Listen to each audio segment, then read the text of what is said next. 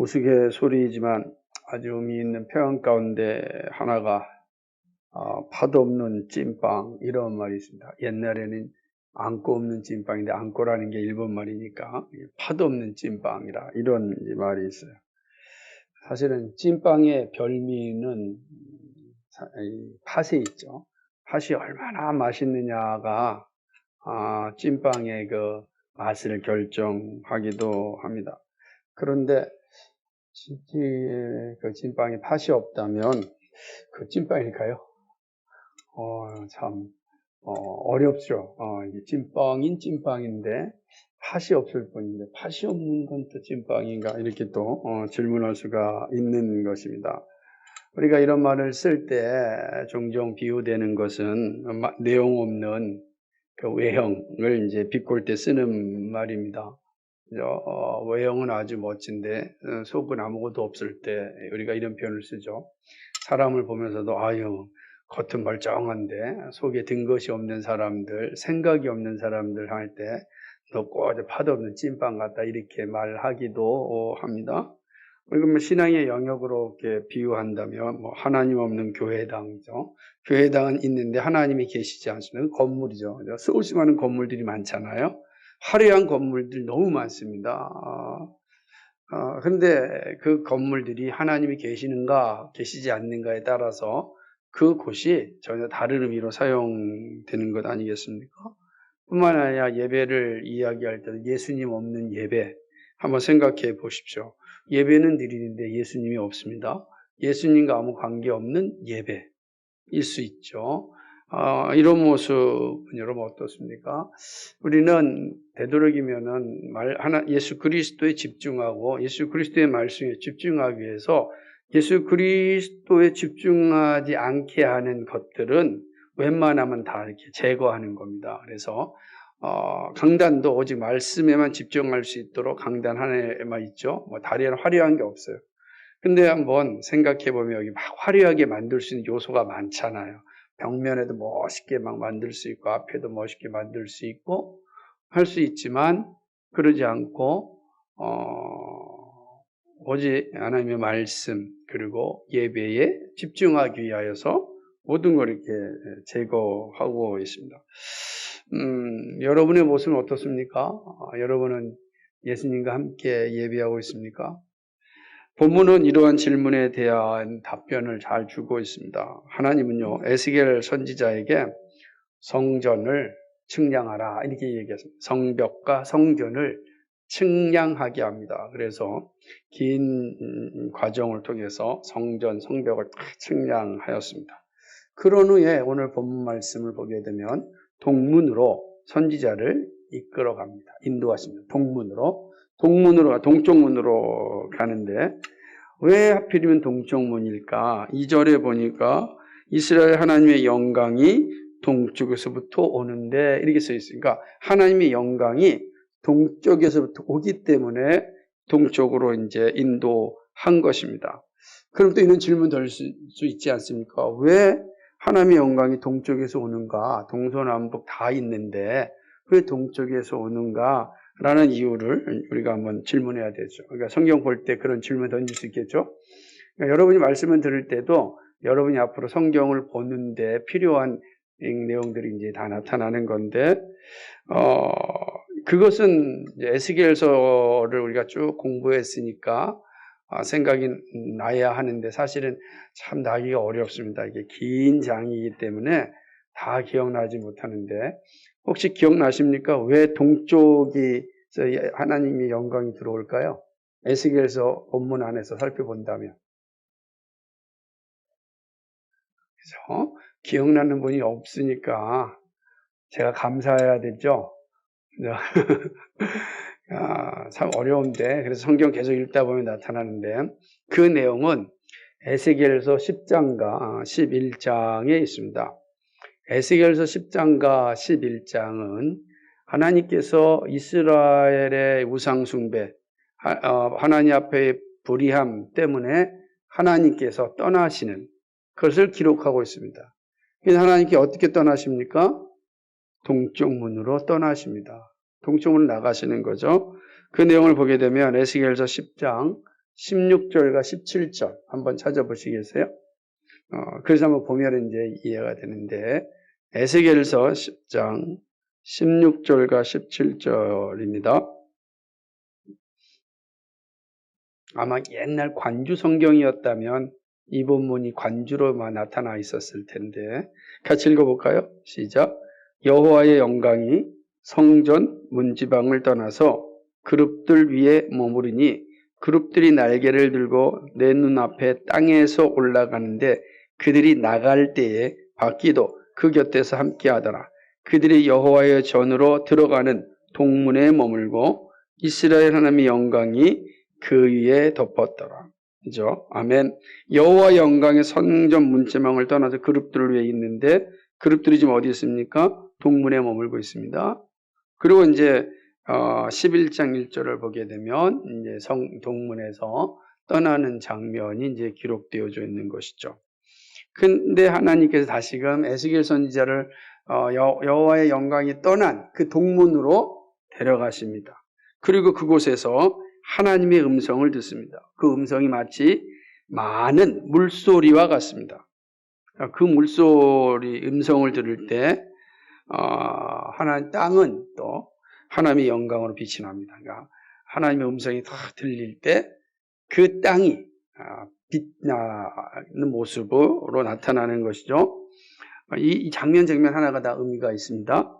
에스겔은 자신이 본 모양이 전에 성읍을 멸하러 올 때 환상 같고 그발 강가에서 보았던 환상 같아서 얼굴을 땅에 엎드립니다. 경배하는 모습입니다.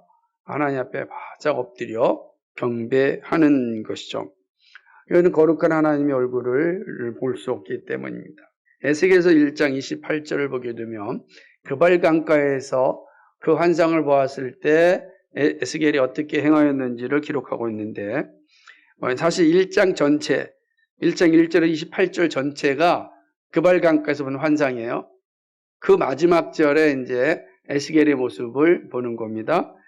그 사방 광채의 모양은 비 오는 날 구름에 있는 무지개 같으니 이는 여호와의 영광의 형상의 모양이라. 내가 보고 엎드려 말씀하시는 이의 음성을 들으니라. 그러니까 지금 그 1장 2절로부터 28절까지 주어진 하나님의 형상에 대한 하나님의 그 환상 앞에서 지금 이 에스겔이 한 행위가 뭡니까? 그의 음성을 듣고 그 앞에 엎드려 있는 모습을 기록하는 것이죠. 하나님의 출현 앞에 에스겔은 이제 머리를 숙였습니다. 그 순간 하나님의 영광이 떠나셨던 동문을 통하여 성전에 들어가십니다. 오늘 43장 4절에 보니까 여호와의 영광이 동문을 통하여 성전으로 들어가고 떠나셨던 영광이 다시금 성전에 들어옵니다. 이 차이를 보세요. 성전은 있었는데 여호와의 영광이 없는 성전이 있었다는 거예요. 성전이 화려하게 있었어요. 근데 여호와의 영광이 없습니다. 여호와의 영광이라 하나님 임재를 얘기하죠. 그 사실을 이제 분명하게 이제 보여주고 있습니다. 성령이 에스겔을 안뜰로 데려가서 보니까 성전을 보았을 때 거기에 하나님의 영광이 가득하였습니다. 근데 이제 여기 이 장면을 보세요. 하나님의 영광이 가득하였다라는 의미는 하나님의 영광이 없는 성전은 아무 가치가 없다는 겁니다.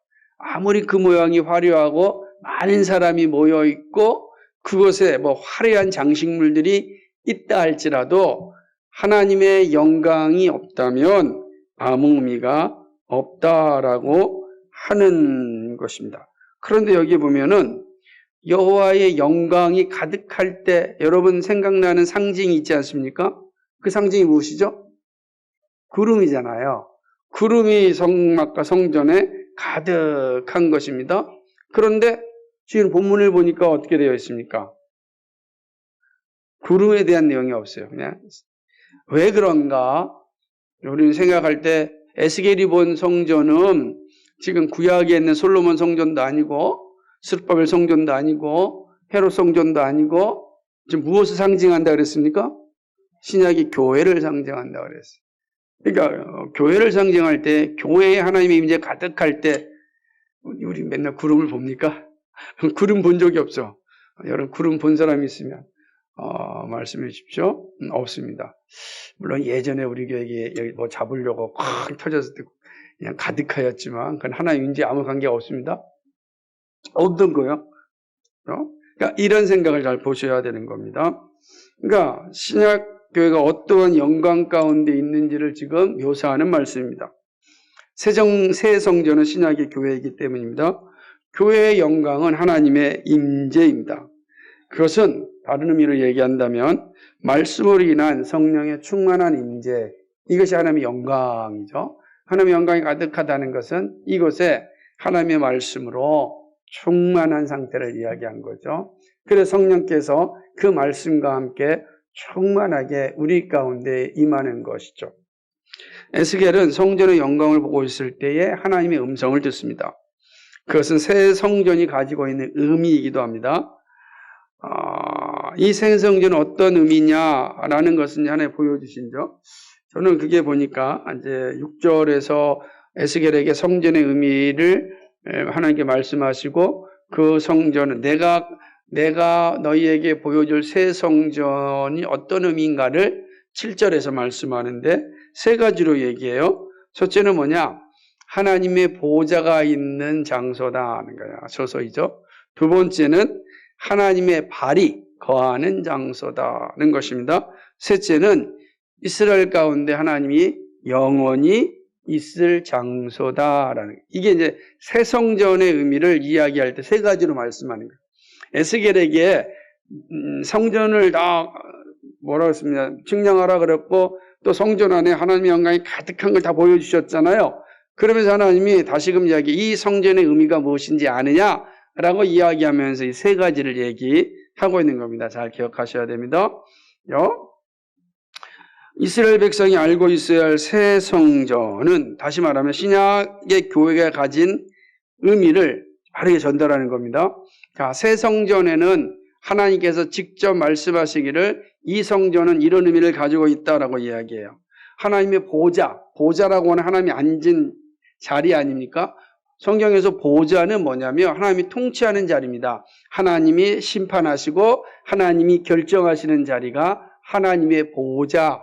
우리가 요한계시록을 봐도 하나님의 보좌에 앉으시죠. 보좌에 앉으신 하나님을 이제 이야기할 수가 있는데 다시 말하면 하나님이 그 교회를 자신의 보좌로 삼았다는 것은 바로 교회를 통하여 이 땅을 다스린다는 사실을 말씀하는 겁니다. 그러니까 하나님께서 세상을 다스릴 때 어떤 방식으로 다스리냐면 교회를 통하여 다스리는 겁니다. 되게 중요하죠. 그래서 교회가 바르게 서지 아니하면 세상은 흑암의 장소가 되는 겁니다. 멸망의 장소가 되는 겁니다. 교회의 다스림에 거부할 때 세상은 무질서하게 되고 멸망의 자리에 가게 되는 겁니다.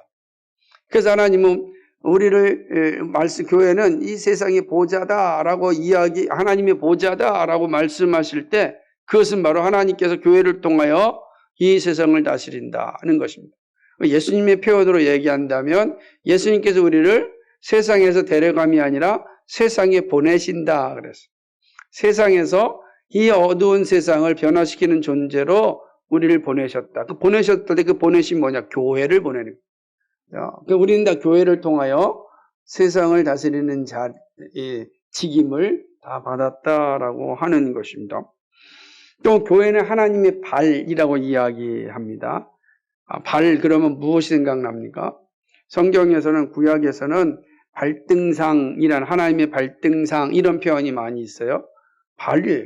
여러분 발이라고 하면은 가장 먼저 떠오르는 게 무엇입니까? 발이 움직일 때 몸이 움직이죠. 발이 움직여지지 않으면 몸은 움직여지지 않습니다.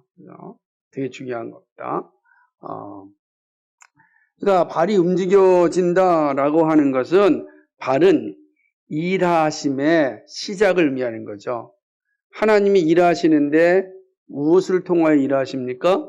교회를 통하여 일하십니다. 하나님이 어떤 일을 할 때 하나님 반드시 교회를 통하여 일하신다라는 의미를 가지고 있습니다. 그런 의미에서 교회는 하나님의 일하심의 전초 기지라, 모든 일하심의 근거라 라고 할 수가 있는 거죠. 하나님 반드시 자신이 어떤 일을 할 때 교회를 통하여 일하셔요. 특히 구원 사역은 반드시 하나님의 교회를 통하여 이루시는 거죠. 그래서 교회 밖에 구원이 없다라고 하는 표현이 합당한 것은 하나님 교회를 통하여 구원을 선포하시고 교회를 통하여 우리를 인도하시기 때문에 그렇습니다. 또한 교회는 영원히 거할 하나님의 장소입니다. 하나님이 영원히 거하시는 곳이 어디입니까? 천국이요, 하나님의 나라라고 말을 하는 것입니다. 그런데 하나님께서 이 땅에 거하시는 곳이 있습니다. 교회인 것입니다. 교회는 하나님이 영원히 거하시는 이 땅의 장소다라고 하는 것이죠. 그렇다고 한다면 하나님의 임재를 경험하고 하나님의 임재를 누릴 수 있는 곳은 어디겠습니까? 교회라는 거죠. 그러니까 교회 밖에서 하나님의 임재를 누릴 수 없어요. 하나님의 임재를 경험할 수가 없는 겁니다. 교회를 통해서만 하나님의 임재를, 이거는 하나님이 직접 말씀하신 겁니다. 하나님이 교회를 말씀하고 있는 것입니다. 그러므로 하나님은 이 새성전에서 결코 있어서는 안 될 것이 있음을 언급합니다. 보세요. 우리가 교회의 모습은 세 가지로 말했잖아요. 그죠? 의미가 중요하다. 내가 교회를 통해 다스릴 것이고, 내가 교회를 통해 일할 것이고, 내가 교회를 통하여서 교회 영원히 임재할 거다라고 하였습니다. 그럼 이곳은 하나님이 계신 곳이니 가장 거룩한 곳 아니겠습니까? 거룩한 곳에 흠이 있어서는 안 되죠. 근데 흠은 무엇입니까? 우상숭배입니다. 성경에서 가장 강력하게 하나님께서 대적자로 설명하는 건 우상인 거죠. 거룩한 성전을 더럽힌 이스라엘의 왕들을 지금 소환합니다. 하나님이 거하시는 성전 곁에 이들이 우상을 세웠습니다. 하나님은 우상 숭배하는 왕들을 심판하셨습니다. 이스라엘이 끔찍한 포로 생활을 한 것은 바로 우상 숭배에 있었습니다. 타락한 왕들이 벌인 우상 숭배로 하나님은 예루살렘 성전을 떠났습니다. 그리고 다시금 들어오셨을 때 분명하게 강조한 것은 그 어떠한 우상도 하나님의 전에 둘 수 없습니다. 이스라엘 왕 므낫세가 범한 죄를 여러분 기억하십시오. 열왕기하 21장 2절로부터 7절까지인데 한번 읽어야 돼요. 왜냐하면 이들이 범한 죄의 모습들이 어떤지를 우리가 잘 알 수 있기 때문에 그렇습니다. 같이 볼까요? 같이 읽겠습니다. 21장 열왕기하 21장 2절로부터 7절까지 한 목소리로 같이 쭉 읽습니다. 므낫세가 여호와 보시기에 악을 행하여 여호와께서 이스라엘 자손 앞에서 쫓아내신 이방 사람의 가증한 일을 따라서 그의 아버지 히스기야가 헐어버린 산당들을 다시 세우며 이스라엘의 왕 아합의 행위를 따라 바알을 위하여 제단을 쌓으며 아세라 목상을 만들며 하늘의 이런 성신을 경배하며 섬기며 여호와께서 전에 이르시기를 내가 내 이름을 예루살렘에 두리라 하신 여호와의 성전에 제단들을 쌓고 또 여호와의 성전 두 마당에 하늘의 일월 성신을 위하여 제단들을 쌓고 또 자기의 아들들을 불 가운데로 지나게 하며 점치며 사수를 행하며 신접한 자와 박수를 신임하여 여호와께서 보시기에 악을 많이 행하여 그 진노를 일으켰으며 또 자기가 만든 아루색인 아세라 목상을 성전에 세웠더라. 옛적에 여호와께서 이 성전에 대하여 다윗과 그 아들 솔로몬에게 이르시기를 내가 이스라엘 모든 지파 중에서 택한 이 성전과 예루살렘에 내 이름을 영원히 둘지라. 아멘. 이스라엘의 왕이 범한 우상 숭배, 끔찍하였습니다. 오늘 말씀 43장 7절에 보니까 이렇게 하반절에 보니까 이스라엘 족속 그들과 그들의 왕들이 음행하며 그 죽은 왕들의 시체로 다시는 내 거룩한 이름을 더럽히지 아니하리라 이렇게 말씀하죠. 이 왕들이 음행한 게 무엇입니까? 우상숭배하였다. 우상숭배하였다라고 하는.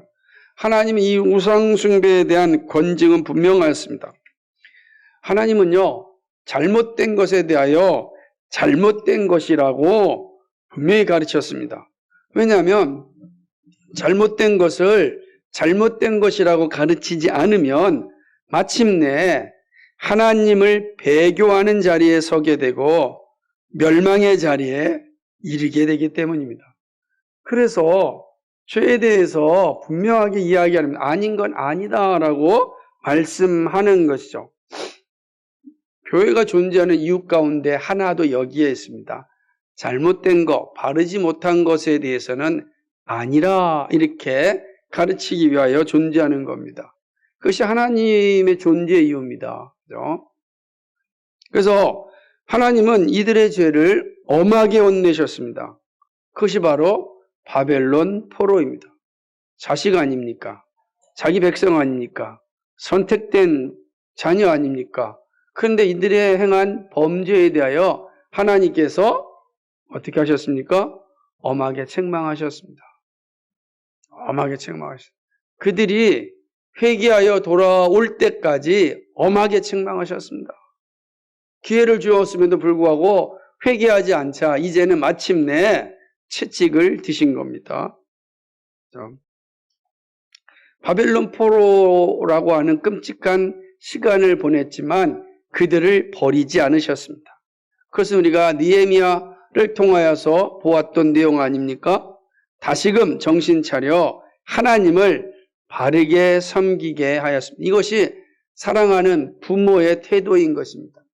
잘못된 것을 잘못되었다고 가르쳐서 그가 바른 자리에 돌아오게 하는 것, 그것이 하나님의 양육의 방법이었습니다. 그 양육의 방법을 육신의 부모된 우리들에게도 가르쳤습니다. 그래서 내 부모를 공경하라 말씀하신 후에 자녀를 노엽게 하지 말라라고 하는 순서를 우리에게 알려주셨던 것입니다. 하나님은 거룩한 백성이 될 때 영원히 함께 하십니다. 그래서 거룩한 백성이 되도록 끊임없이 채찍질하여 그들을 거룩한 백성, 거룩한 자녀의 자리에 이르게 하는 것입니다. 하나님께서 어느 구절에 있는 것처럼 이제는 그들이 그 음란과 그 왕들의 시체를 내게서 멀리 제거하여 버려야 할 것이라. 그리하면 내가 그들 가운데 영원히 살리라 말씀하셨습니다. 우상숭배와 우상숭배하는 데 앞장선 타락한 지도자를 멀리 제거하여 버릴 것을 말씀합니다. 그러면 하나님께서 영원히 함께 하신답니다.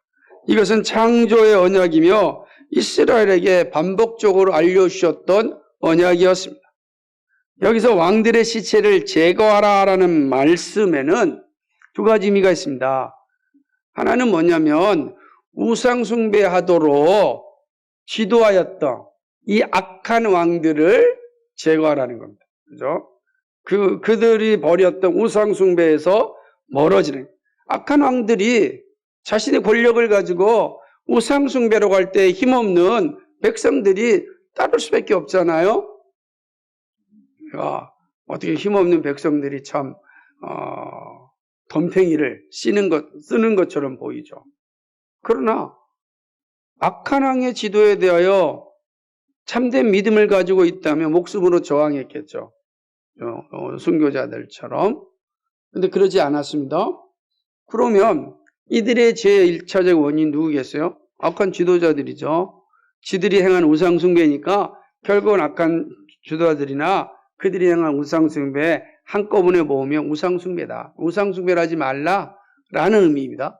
또 반면에 어떤 들은 이거는 실제로 악한 왕들의 무덤을 의미하는 거다.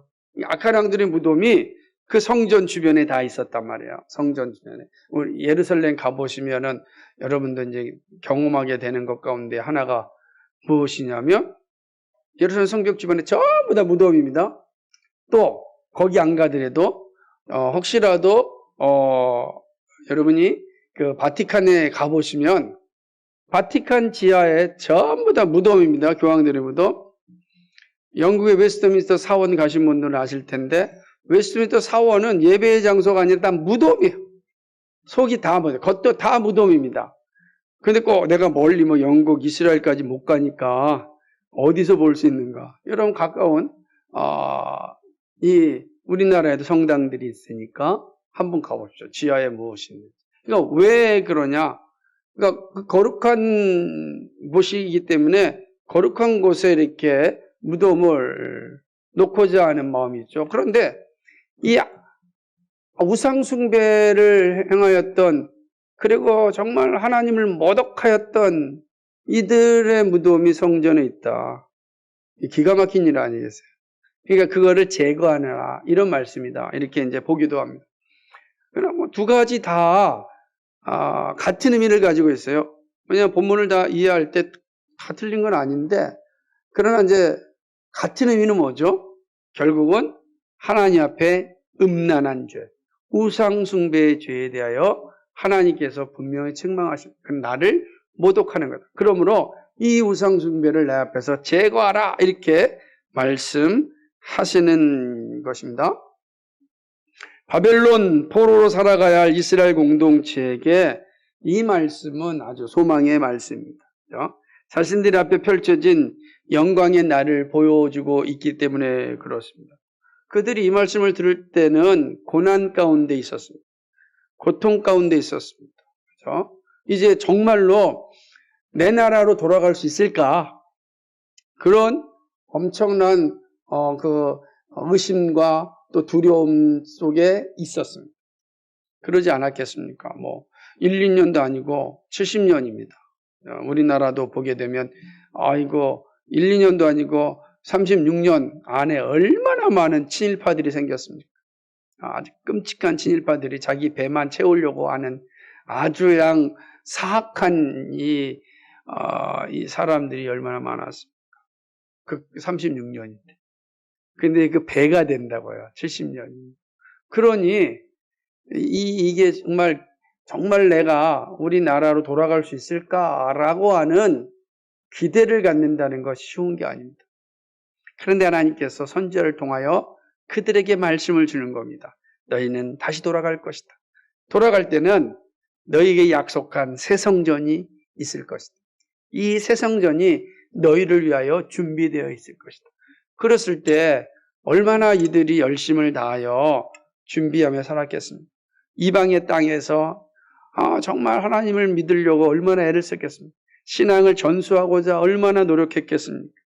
비록 현실은 어렵지만 절망하지 않았습니다. 이들에게는 하나님께서 친히 약속하신 말씀이 있었기 때문입니다.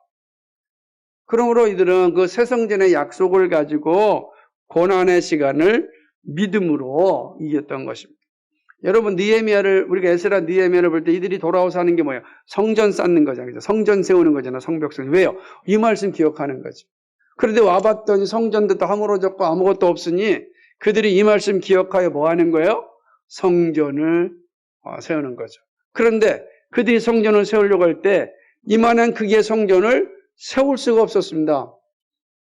초라한 스룹바벨 성전밖에 못 세운 거예요. 그러니까 도대체 에스겔 선지자가 말한 그 성전은 어디에 있는가? 라고 하는 거예요.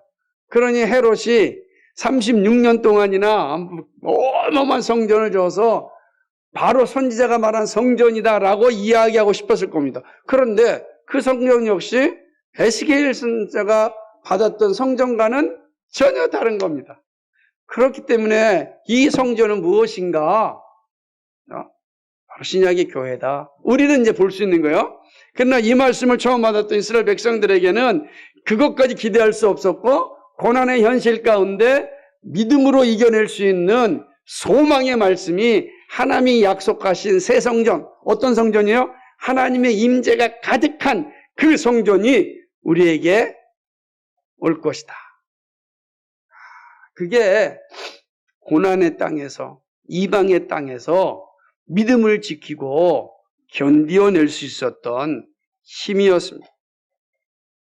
에스겔이 보는 환상은 우리에게는 너무나 선명한 말씀이 되었습니다. 바벨론의 이스라엘은 예언으로만 받았지만 우리는 약속이 성취된 실제를 누리고 있습니다. 그 에스겔이 받았던 예언이 지금 우리가 있는 이 교회 아닙니까? 여러분, 이게 연동이 되셔야 돼요. 하나님께서 에스겔에게 보여주었던 그 새성전의 환상이 지금 우리 교회예요. 빛과 소금 교회라고요. 그러니까 우리는 실제를 누리고 있어요. 이 실제를 누리고 있다는 사실을 여러분 기억해야 됩니다. 하나님의 말씀이요, 땅에 떨어지지 않아요. 반드시 성취되는데 그 성취의 실제를 지금 저와 여러분이 누리고 있다라는 사실입니다. 그게 너무 감격스럽죠. 하나님의 약속은 반드시 성취됨을 우리가 알기 때문입니다. 그러므로 완성될 하나님 나라와 다시 오실 주님을 바라보면서 우리 역시 믿음의 길을 감당할 수가 있는 겁니다. 그러니까 바벨론 공동체는 약속된 그 성전을 바라보면서 믿음의 길을 견디었다면 우리는 성취된 성전을 가지고 다시 오실 그리스도와 영원히 완성될 새하늘과 새 땅을 바라보면서 믿음을 가는 겁니다. 그러면 바벨론 공동체 그리스도인들과 오늘 우리는 같습니까? 다릅니까? 같은 거예요. 같은 것을 바라보고 같이 믿음의 길을 걸어가고 있는 겁니다. 우리는 역사 가운데 단 한 번도 단전된 적이 없는 신앙을 소유한 사람들입니다. 이게 오늘 말씀이죠. 본문은 새 언약이 성취되고 새 성전인 신약교회의 모습이 어떠해야 하는지를 돌아보게 합니다. 교회는 하나님의 다스림의 장소이고 하나님의 일하심의 시작이고 영원히 거하실 처소임에 틀림이 없습니다. 교회의 영광은 이미 주어진 말씀 가운데 있습니다. 자, 그렇다면 영광스러운 교회가 감당해야 할 일은 무엇이겠습니까?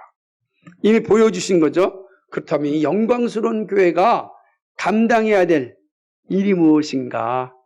첫째는요, 교회는 하나님의 말씀이 선포되고 세상에 빛을 비춰야 합니다. 이게 우리 교회가 가지고 있어야 될 거예요.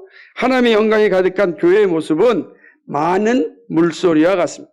교회는 많은 물소리와 같은 하나님의 음성이 들려지는 것입니다. 하나님의 음성이 무엇입니까?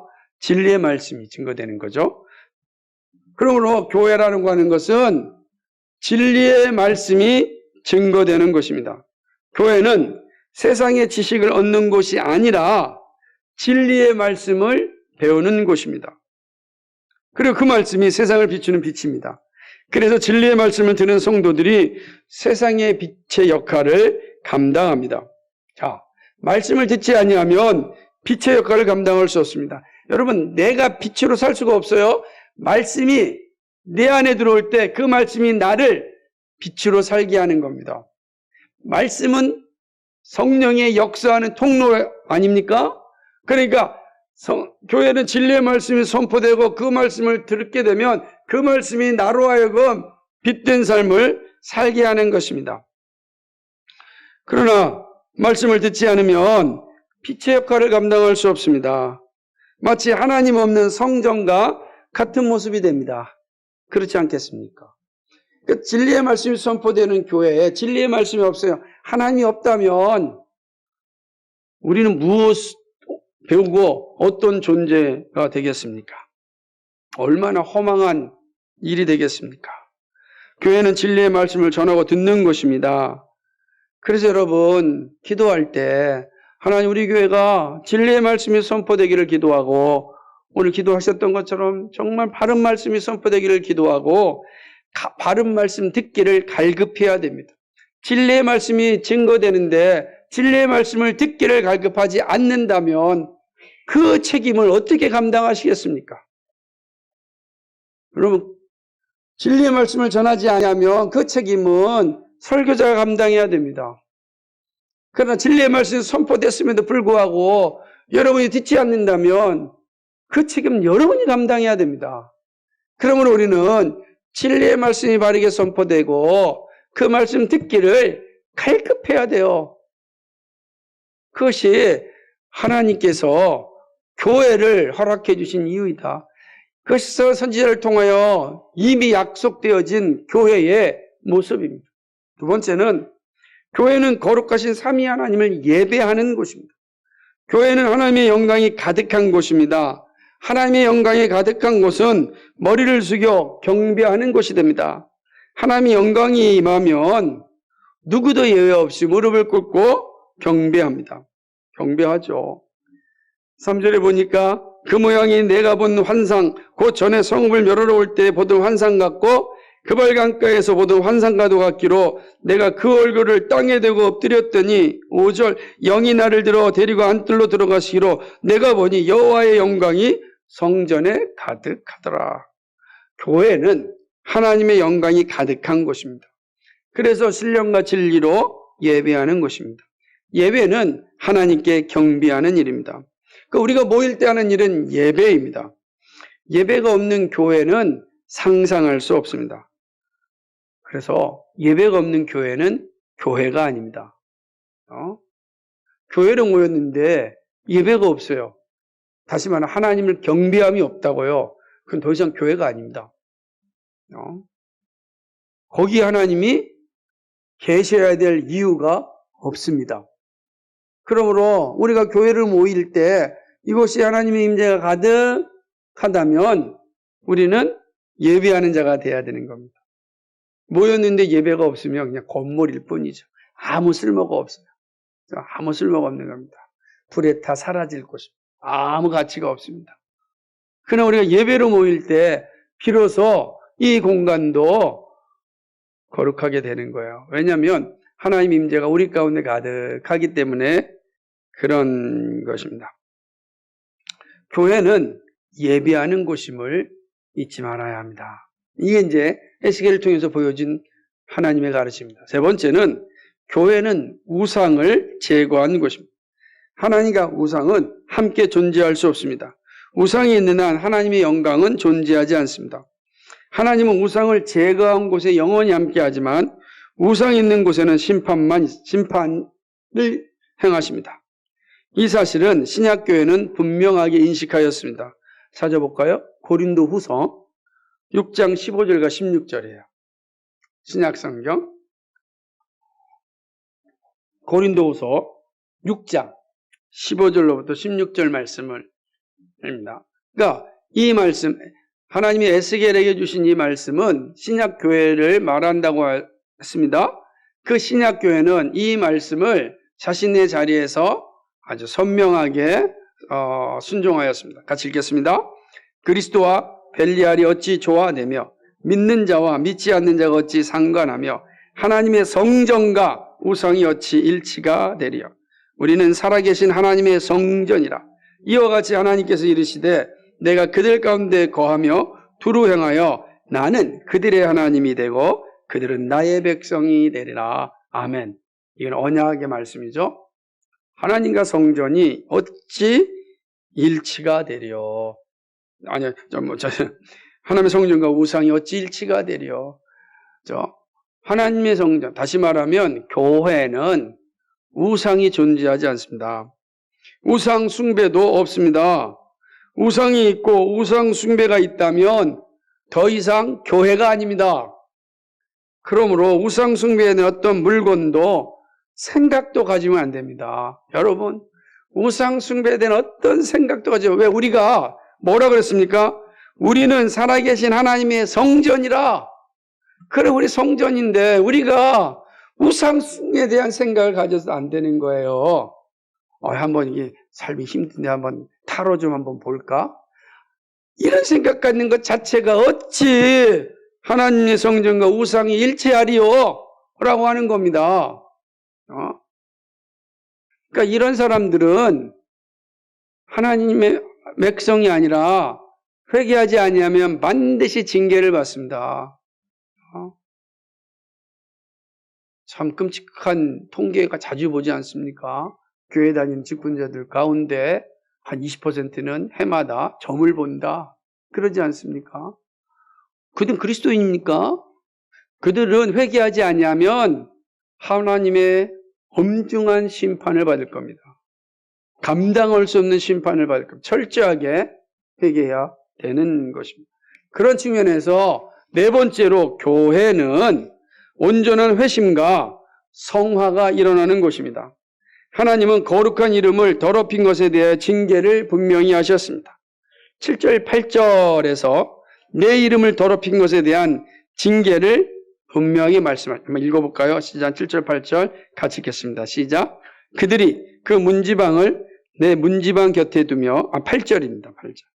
여러분이 8절 읽겠습니다. 시작. 그들이 그 문지방을 내 문지방 곁에 두며 그 문설주를 내 문설주 곁에 두어서 그들과 나 사이에 겨우 한 담이 막히게 하였고 또 그 행하는 가증한 일로 내 거룩한 이름을 더럽혔으므로 내가 노하여 멸망시켰구나. 아멘. 우상숭배 하나님의 말씀이죠. 그런데요, 회개하였을 때 하나님이 하신 행위가 어떤 겁니까? 그들을 용서하셨습니다. 그리고 떠났던 성전에 다시 돌아오셨습니다. 하나님은 이 사실을 에스겔에게 분명하게 말씀하셨습니다. 회개할 때 하나님께서 성전에 온전히 임재하는 사실을 에스겔이 보았어요. 그죠? 그 본 것을 이야기하라. 그게 바로 10절과 11절 말씀. 10절, 11절을 잘 읽으셔야 돼요. 같이 읽겠습니다. 시작. 인자야, 너는 이 성전을 이스라엘 족속에게 보여서 그들이 자기의 죄악을 부끄러워하고 그 형상을 책량하게 하라. 만일 그들이 자기들이 행한 모든 것을 부끄러워하거든 너는 이 성전의 제도와 구조와 그 출입하는 곳과 그 모든 형상을 보이며 또 그 모든 규례와 그 모든 법도와 그 모든 율례를 알게 하고 그 목전에 그것을 써서 그들로 그 모든 법도와 그 모든 규례를 지켜 행하게 하라. 아멘. 하나님이 약속하신 성전을 이스라엘에게 보이라고 말씀하십니다. 그리고 그 성전을 보고 자신의 죄를 부끄러워하면 성전의 모든 규례와 법도를 알려주라고 말합니다. 성전의 규례와 법도를 알려주라는 게 무엇입니까? 하나님께서 그들과 교통하겠다는 거야. 교제하겠다는 거야. 그들이 행하는 제사를 받겠다는 거야. 그들이 행하는 예배를 받겠다는 겁니다. 그들이 하는 기도를 받겠다는 것입니다. 그 얘기를 보여주는 것입니다. 하나님이 약속하신 성전을 이스라엘에게 보이라고 말씀하셨어요. 참 중요한 거죠. 그런 측면에서 교회는 어떤 곳인가? 회심이 있는 거예요. 회심이 뭐죠? 회개와 믿음이 일어나는 것입니다. 회심. 구원에 이르는 회개와 그리고 거룩함에 이르는 회개가 일어나는 것입니다. 회심이라는 것은 회개와 믿음을 얘기할 때, 근데 그 회개는 구원에 이르는 회개입니다. 그리고 우리에게는 또 성화, 거룩함에 이르는 회개와 믿음이 있는 거예요. 우리는 거룩함에 이르기 위해서 회개하고 믿음을 가져야 되는 거죠. 그러므로 우리에게는 회심과 성화가 있어야 되는데 그것이 바로 교회를 통해서 일어나는 겁니다. 교회는 어떤 곳인가? 바로 온전한 회심과 성화가 일어나는 곳이다는 것입니다. 말씀이 선포되면 회심이 일어나고 거룩한 삶을 위한 분투가 일어납니다. 진리의 말씀을 여러분이 갈급하고 그 말씀을 받으면 그 안에서 변화가 일어나는 겁니다. 구원받지 못한 자에게는 새 생명의 변화가 일어나고 구원받은 자에게는 거룩한 삶을 위한 변화가 일어나는 거예요. 그럼 내 변화가 일어나지 않는 건 진리의 말 선포되지 않았거나 선포됐음에도 불구하고 내가 듣지 않았거나 하나님을 예배하지 않고 단지 모였거나 이런 자리가 있는 거예요. 그러면 내 안에서 변화가 일어나지 않습니다. 기억해야 되는 거죠. 근데 하나님께서 교회는 어떤 곳이냐? 라고 말씀하셨을 때 온전한 회심과 성화가 일어나는 것이다. 교회로 모이면 이런 회심과 성화가 일어난다.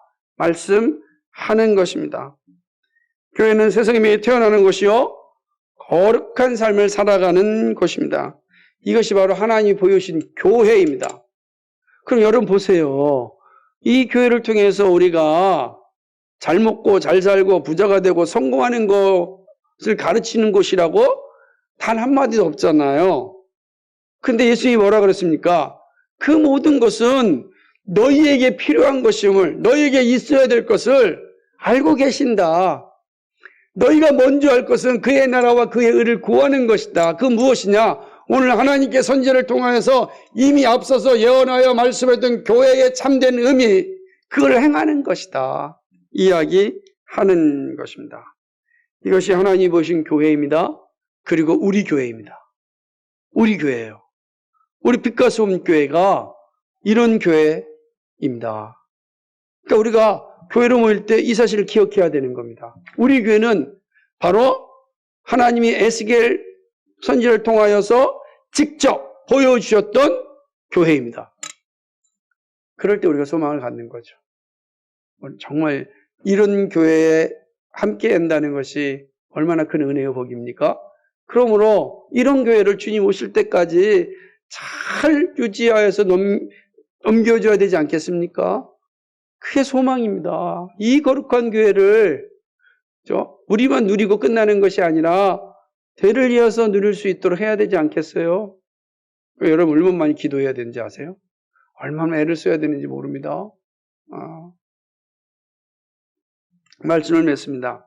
에스겔이 본 신학교회를 살펴보았습니다. 우리는 이 교회의 일원으로 살고 있습니다. 참으로 놀라운 선물이 아닐 수 없습니다. 교회가 주는 영광을 누리는 것이 우리가 할 일입니다. 그리고 영광을 주신 영광을 우리 자신이 누려야 합니다. 하나님께서 우리 각자에게 그러한 은혜를 주셨기 때문입니다. 하나님이 주시는 영광을 누리려면 교회가 하나님이 임재하는 곳임을 기억해야 합니다. 그리고 임재하신 주님을 만날 수 있도록 간구해야 합니다. 교회만이 하나님이 임재하신다고요. 여기서 임재하신다고요, 지금. 근데 임재하신 주님을 우리가 만나도록 정말로 갈급해야 됩니다. 그러니 어떻게 모이지 않고 그 임재를 경험할 수 있겠습니까? 저는 그래서 코로나로 인하여 나타난 이 끔찍한 도전 앞에 다시금 말씀으로 돌아가야 합니다. 왜 그렇게 성경에 모이기를 피하지 말고 마지막이 가까울수록 모이라고 하였는가? 모이지 않고는요, 이 은혜를 누리지 못하는 겁니다. 그래서 자주 모여서 그 은혜를 갈급해야 되고 그 임재를 경험해야 되는 것입니다. 그 길은 그 모임 속에서 예배와 말씀이 주는 은혜를 받는 일입니다. 하나님이 주는 임재를 경험하면 그 기쁨과 행복을 이루 말할 수 없습니다. 여러분, 하나님의 임재를 경험한 사람은 세상이 두렵지 않습니다. 여러분, 우리 앞에 보이는 환경이요, 대수롭지 않습니다. 하나님의 임재를 경험했는데 무엇이 두렵겠습니까? 근데 하나님의 임재를 경험하지 못하면 두려운 거예요. 미래가 두렵고 내일이 두렵고 자꾸만 두려움이 연습하는 겁니다. 그 모든 것이 우리에게 있어야 될 줄 아신다고 그렇게 약속해 줬는데 왜 자꾸 두려움을 갖습니까? 우리는 그의 나라 그의 의를 구하는 일에 열심을 다해야 됩니다. 나에게 주어진 이 시간에 최선을 다하여 감당해야 됩니다. 그러면 하나님께서 아름다운 선물로 우리와 함께 하십니다. 사랑하는 여러분, 예배는 단지 의식적인 시간이 아니라 간절하게 하나님을 만날 수 있는 그런 시간입니다. 그러므로 소망해야 합니다. 교회는 하나님의 임재가 충만한 곳입니다. 문제는 우리가 그 충만한 임재를 소망하지 못하고 경험하지 못함에 있습니다. 예배를 소망하시고 말씀 받기를 사모하시기 바랍니다. 하나님은 말씀하셨습니다. 너가 나를 가까이 하면 내가 너를 가까이 하겠다. 네가 나를 만나기를 기뻐하면 내가 너를 만나 주겠다. 그렇습니다. 그래서 이 만남을 가진 사람들이 교회사 속에 위대한 일을 한 겁니다. 하나님의 일을 위하여 자신의 생애를 다 바뀌는 일을 할 수 있었던 것은 예배를 통하여 하나님의 임재를 경험하였기 때문에 내 아래에 계신 성령님과의 교통이 진실로 일어난 것을 늘 체험했기 때문에 기꺼이 자신의 인생을 헌신할 수 있었습니다. 그게 중요한 겁니다. 그러므로 사랑하는 여러분, 나에게 주어진 이 시간에 주님 만나기를 기뻐하시고 기다리시기 바랍니다. 나에게 말씀하시는 주님의 음성을 들을 수 있기를 바랍니다. 겸손히 간절히 간구하시기 바랍니다. 그래서 정말 하나님과 함께하는 시간, 하나님의 임재가 있어서 여러분이 참 예배를 통하여 기쁨을 누리고 예배를 통하여 감격을 누리고 예배를 통하여 치유함을 얻고 예배를 통하여 소망함을 갖고 여러분의 삶의 자리로 가야 합니다. 예배를 통하여 그 은혜를 누리지 못하면 어디서 누리겠습니까? 무엇을 통해 누리시겠습니까? 그러니까 걱정, 근심, 초조에 빠져서 험악한 시간을 보내는 겁니다. 그러는 슬픈 자리에 서지 마시고 하나님의 임재를 경험하십시오. 우리가 치유받을 수 있는 유일한 곳은 하나님을 만나는 겁니다. 하나님의 음성을 듣는 것입니다. 그 자리가 오늘 이 예배의 자리고 우리가 예배로 모이는 자리입니다. 그 영광을 충만하게 누릴 수 있기를 주님의 이름으로 축복합니다. 거룩하시고 자비하신 아버지 하나님, 오늘 이 자리에 충만하게 임재하시는 주님을 사랑하고 경배합니다. 오 주님, 우리를 만나주시고, 오 주님, 우리에게 말씀하여 주시고, 오 주님, 우리를 인도하여 주시고, 오 주님, 우리에게 힘을 주옵소서. 세상을 바라보면 아버지 만족할 것이 없습니다. 사람을 바라볼 때도 만족함이 없습니다. 하나님, 세상의 눈으로 볼 때는 두려움밖에 없습니다. 그러나 주님의 눈으로 이 세상을 바라보고 주님의 눈으로 하늘을 바라볼 수 있는, 내일을 바라볼 수 있는 하나님 믿음 되게 하여 주옵소서. 주님이 나와 함께 하십니다. 나를 인도하십니다. 나와 함께 하십니다. 그 주님과 함께 살아갈 수 있는 우리 모두가 되게 하여 주옵소서. 예배로 모일 때마다 이 은혜를 누리고 아버지 하나님 간절한 기도의 응답을 받고 온전한 치유함을 받고 험악한 세상 가운데 담대하게 나갈 수 있는 하나님의 사람들 되게 하여 주옵소서. 감사드리며 예수 그리스도의 이름 받들어 기도하옵나이다. 아멘.